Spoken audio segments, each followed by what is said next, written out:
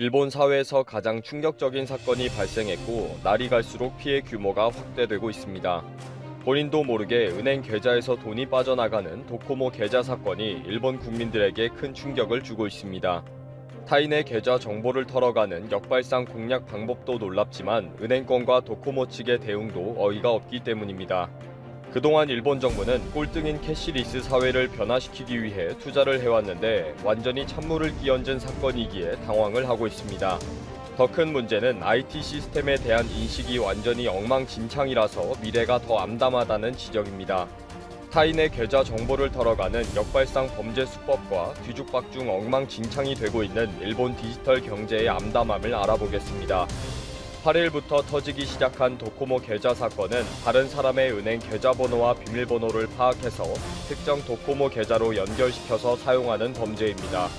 8일 처음으로 이 사건이 알려졌을 때만 해도 큰 피해는 없다, 내 계좌는 문제가 없다 라는 신고가 들어오고 있다고 했습니다. 9월 초에 어느 고객이 내가 사용하지 않는 돈의 인출이 이루어진 것 같다 라고 금융당국에 신고를 하면서 확인이 된 것입니다. 신고를 받은 은행은 일단 도코모 계좌의 신규 등록을 중지하면서 현재까지 현금 인출 등의 피해는 확인이 되고 있지 않다라고 발표까지 했습니다. 그런데 다른 은행에서도 확인한 결과 줄줄이 피해를 입고 있다는 상황을 파악하고 부랴부랴 도코모 계좌로의 입금 중지 등의 조치를 취하기 시작했습니다. 도코모 계좌의 사용 방법은 한국의 카카오페이와 비슷합니다. 가상 공간의 지갑에서 인터넷이나 앱으로 친구나 가족에게 송금할 수도 있고 반대로 받을 수도 있습니다. 또 쇼핑에도 사용이 가능합니다. 은행처럼 계좌가 있는 카카오페이와 다르게 도코모 계좌는 은행들의 기존 계좌를 연동해서만 사용한다는 것입니다. 결국 은행의 계좌 정보들을 털어서 도코모 계좌를 통해서 돈을 쭉 인출해 간 것입니다. NTT 도코모는 오늘까지 확인된 피해 건수는 120건, 피해 금액 2,542만엔, 약 2억 8,500만 원으로 파악이 되었다고 밝혔습니다. 10일에는 66건에 1,800만엔이라고 밝혔는데 단 3일 만에 2배 가까운 금액으로 늘어난 것입니다. 9일에는 피해가 37건에 금액이 1,200만엔으로 파악이 되었다고 했습니다. 앞으로도 이 피해 상황은 더 늘어날 것으로 보고 있으며 신고되지 않은 것까지 확인이 되면 엄청난 금융 피해 실태가 드러날 것으로 우려하고 있습니다. 일본의 방송에서는 도코모 계좌의 피해 건수와 금액이 계속 늘어나고 있다는 것에 대한 뉴스는 속보로 계속 나오고 있는 상황입니다.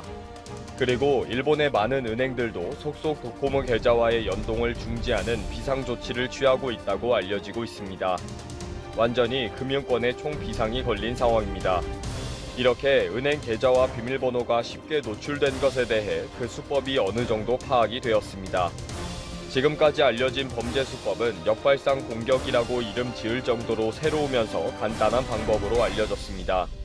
그동안 은행 시스템은 비밀번호를 5회 이상 잘못 입력하면 타인이 시도한 것으로 보고 계좌 조회를 막아버리고 은행에 직접 가서 본인 확인을 해야 하는 방식이었습니다. 그런데 이번 범죄에 사용된 방법은 사용자들이 가장 많이 사용할 것 같은 비밀번호를 하나 정해놓고 역발상으로 여러 계좌와 아이디를 계속 돌리는 것입니다. 이렇게 하면 계좌 조회가 막힐 일도 없고 계좌가 뚫릴 때까지 프로그램만 돌리기만 하면 되기 때문입니다. 일본 금융당국과 NTT 도코모 측은 일단은 이렇게 범행이 이루어진 것으로 파악을 하고 대책을 세우고 있습니다.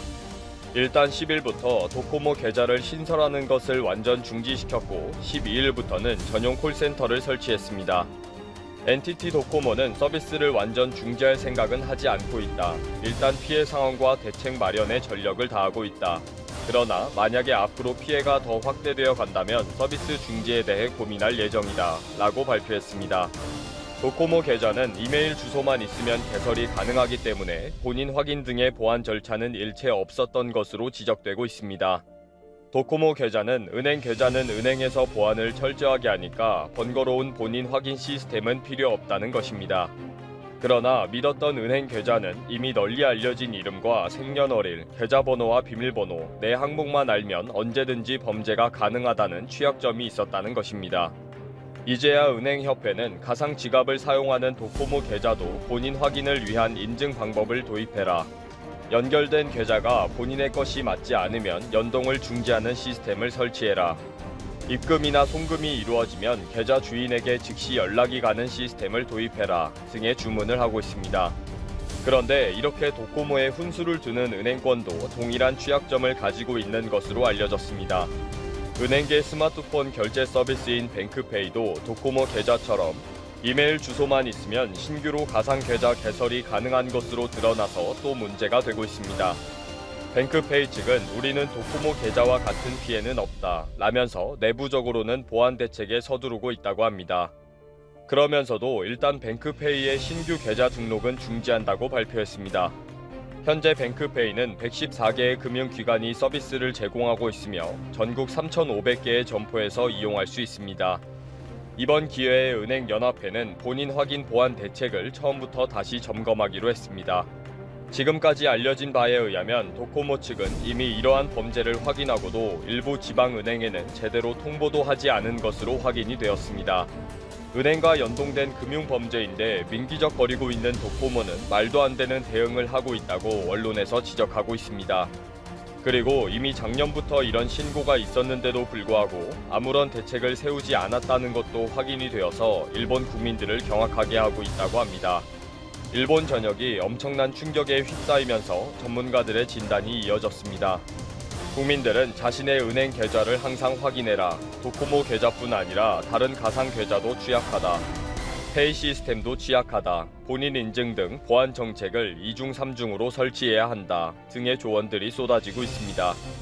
이런 진단들이 도리어 일본 국민들을 불안하게 한다는 지적도 있지만 이번 기회에 철저하게 시스템을 구축하지 않으면 안 된다는 절박함이 더 높습니다. 이번 사건에 대한 언론에서 일본 정부와 금융권은 철저한 보안 정책에 대한 이해도 없으면서 이상적인 캐시리스 사회만 꿈꾸고 있다 라고 특별히 지적하기도 합니다. 이번 사태로 노출된 일본의 금융 시스템은 정말 엉망진창이었다 라고 하면서 본인 확인과 보안 대책은 천진난만한 초보 수준이었다 라고 비판합니다.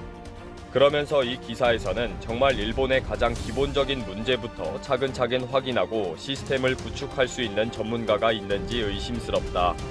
모든 협업의 담당자들이 IT를 구축하는 것에 대해 안일하게 생각하고 있다 라고 결론을 내렸습니다. 끝내도 추가 경정 예산에 총 5,900억 엔, 약 6조 6,100억 원의 디지털 경제 사업 예산을 배정했지만 정책 담당자들이 디지털에 대한 경험과 이해가 부족하다. 14일 열리는 일본 자민당 총재 선거에서 스가 요시히데 관방장관의 당선이 유력시 되고 있다. 스가 관방장관은 안중근 의사를 가리켜 범죄자, 테러리스트라고 말해 한일 관계를 파탄시켰으며 독도와 관련해서도 일본 영토라고 주장해왔다. 스가 관방장관 당선 이후에도 한일 관계는 개선되기 어려울 것이란 전망이 지배적이다. 아사히 신문 등에 따르면 일본 집권 자민당은 이날 오후 도쿄도 소재 호텔에서 준참의원 양원 총회를 열어 차기 총재 선거를 한다. 총재로 당선된 인물이 16일 차기 총리로 선출될 전망이다. 총재 선거에는 이시바 시게로 전 자민당 간사장, 기시다 후미오 자민당 정조회장, 스가 요시히데 관방장관 등 3명이 출마했다.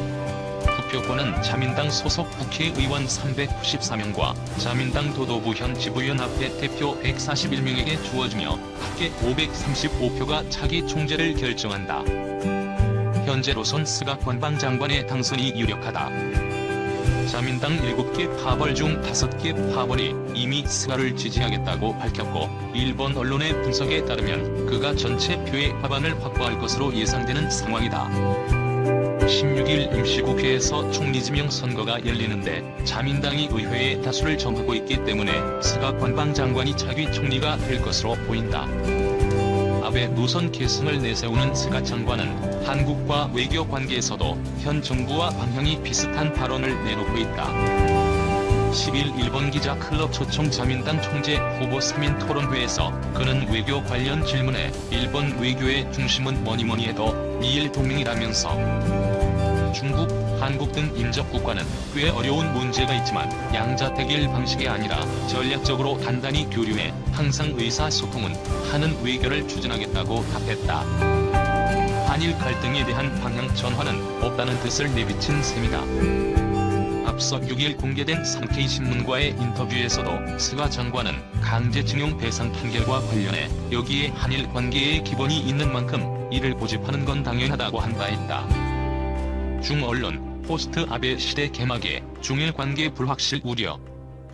아베 신조 일본 총리의 후임이 14일 사실상 결정되는 가운데 중국 언론이 포스트 아베 시대의 불확실성에 대해 우려를 나타냈다.